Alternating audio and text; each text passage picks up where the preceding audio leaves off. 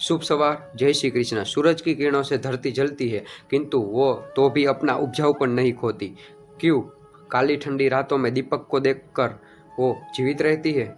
बुराई देखकर भी मनुष्य जाति अभी अस्तित्व में क्यों है?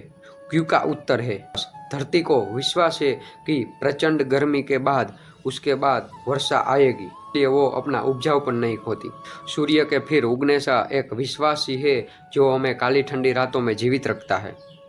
पाप सीमा से आगे जाएगा, आऊंगा मैं किसी न किसी रूप में, यही विश्वास मानवता का अस्तित्व को बनाए रखता है। बोलने के लिए एक पल लगता है, सोचने के लिए घड़ियां, और उसको समझने के लिए कुछ महीना लगता है, और उसे हासिल करने के लिए जिंदगी भी कम पड़ जाती है।